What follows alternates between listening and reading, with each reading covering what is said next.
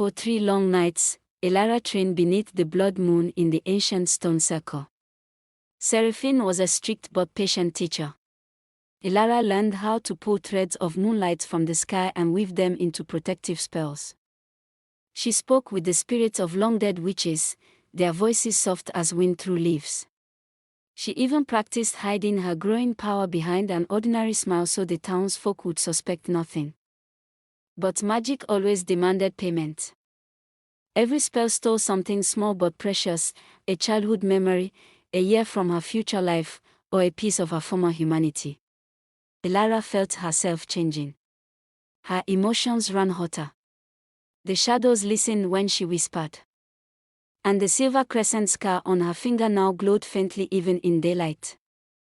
On the 4th night, the peace shattered. The cloaked man returned, this time with 6 hunters from the Order of the Hollow Flame. They wore heavy iron amulets that burned Elara's skin from across the clearing. Their eyes were cold with hatred for everything magical.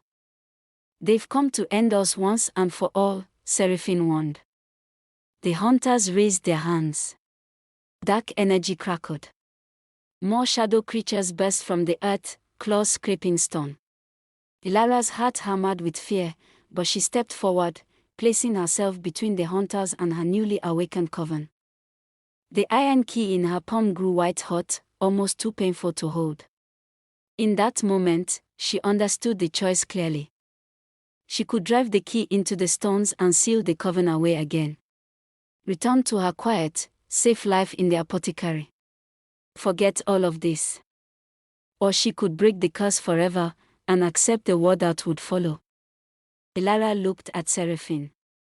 The high priestess gave her one slow, trusting nod. With a cry, Elara slammed the key into the ground at the heart of the circle. Light erupted like a star being born. Violet fire raced up every standing stone. The hunters screamed as their iron amulets cracked and fell away in pieces. The shadow creatures dissolved into smoke. When the blinding light finally faded, 13 living, breathing witches stood where ghostly shadows had been moments before. Seraphine's face was no longer ancient. Her eyes sparkled with youthful fire and fierce joy. "You have chosen, Elara," she said, voice ringing with power. "The veil is lifted.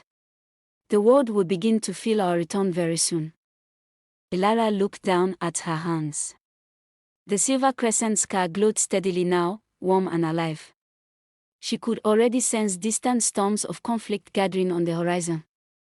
But for the first time in her entire life, she was not alone. She had a coven. She had power. And she had a war coming.